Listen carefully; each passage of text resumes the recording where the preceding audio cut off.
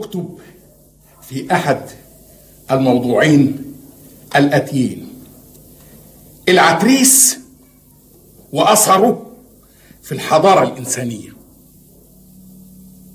لا، العتريس دي سهلة ومفهومة، وبعدين العيال الطلبة الزفت هيقدروا يجاوبوا عليها.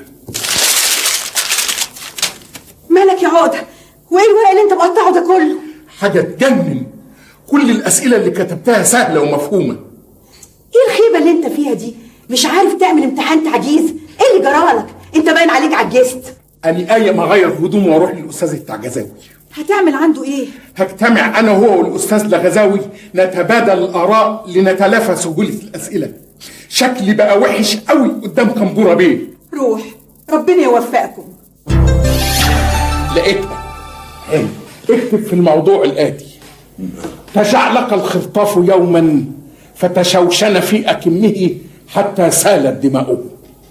حتى سالت دماؤه؟ أيوة. دي عبارة واضحة قوي وسهلة خالص يا أستاذ عقدة، ده كل الطلبة هيفهموا معناها. أنا من رأيي نخليها تجعلق الخرطاف يوما فتشوشن في جردابه حتى تبعرط بعرطة شديدة. فهمت حاجة يا أستاذ عقدة؟ أبدا. هاي رائع. أدي الأسئلة ولا بلاش نخش على سؤال النصوص؟ أنا مجهزه بقى. حلو أهو. اشرح هذين البيتين واعربهما. ومنجار يكلكل بالبردع الخافقات، يهفتح بالكئيم كركوت الكلات، كأن الفوق فوقه دهنان الشرى، يهنجر في الدجى مرنون اللفتات. ايه ده؟ ايه ده يا أستاذ عقدة؟ ايه ده؟ البيتين دول في منتهى السهولة، انت جبتهم منين؟ ده من شاعر قديم قوي اسمه الفيرنس. فيرنس؟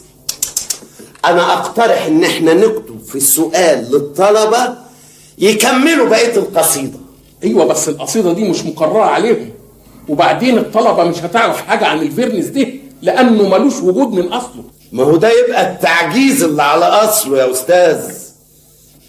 على فكرة انا بدعوكم بكرة لحضور لجنة الشفوي في المعهد عشان تاخدوا فكرة عن اصول الاسئلة التعجيزية الامتحانية. نادي على الطالب احمد الغلبان. أحمد الغلبان.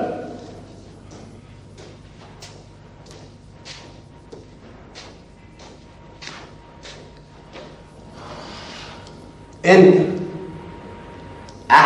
احمد الغلبان؟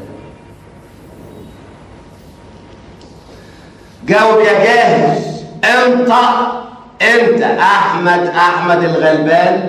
ايوه يا استاذ. انت متاكد ان الاجابه بتاعتك دي صح؟ ايوه يا استاذ. ايوه؟ انت زي حيوان تعرف اجابه سؤال انا بسالهولك. انت احمد الغلبان؟ ايوه يا استاذ، ايوه يا استاذ، والله العظيم ايوه، انا اسمي احمد الغلبان. وكمان بتحلف؟ جاهل. بره صفر.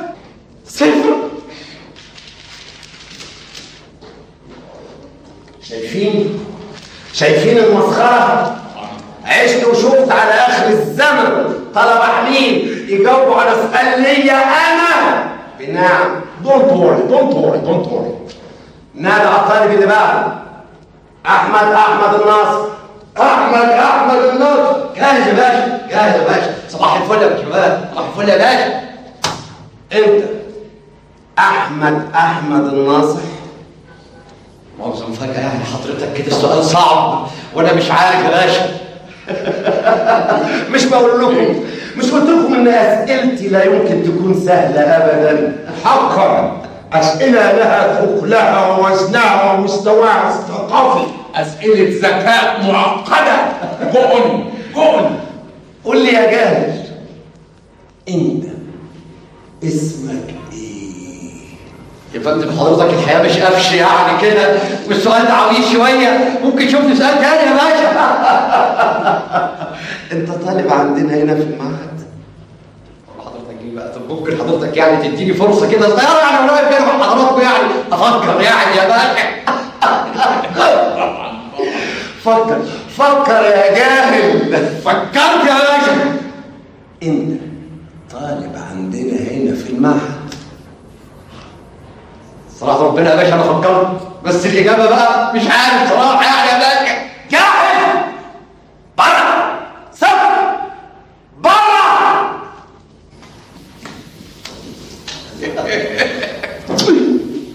بديع، رائع، نهنئ انفسنا. كونجراتوليشن. Good.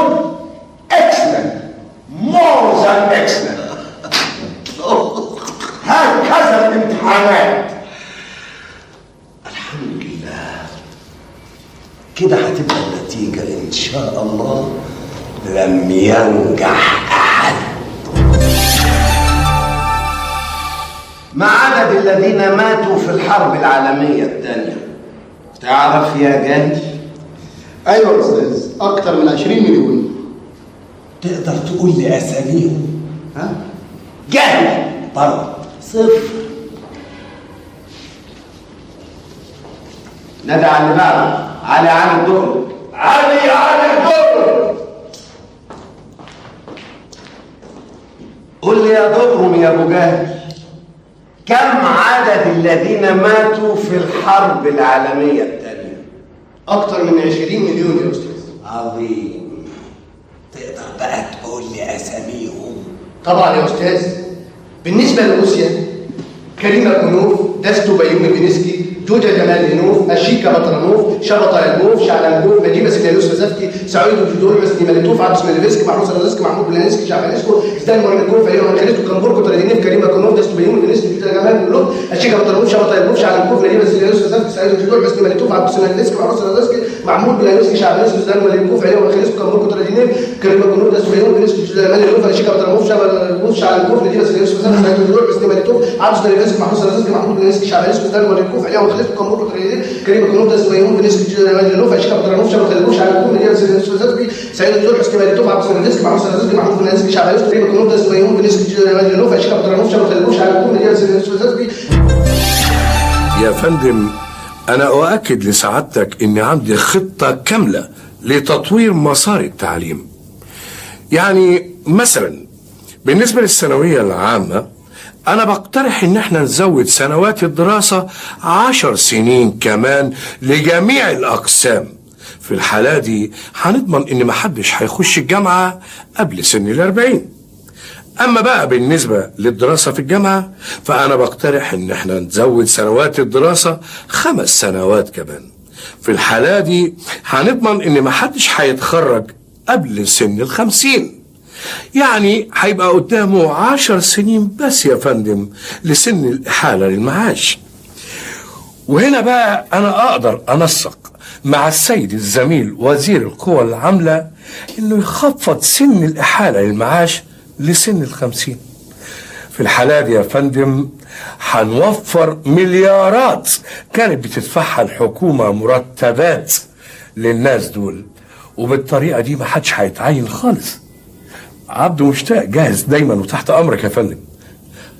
يا فندم، بالنسبة للدروس الخصوصية والاهالي اللي بتشتكي دايما من عدم القدرة على دفع قيمة الدروس الخصوصية، انا بقترح ان الطالب الغير قادر على الدروس الخصوصية دي ياخد برضه درس خصوصي زيه زي الطالب القادر. ما عندناش فرق، لا لا لا، كله ياخد.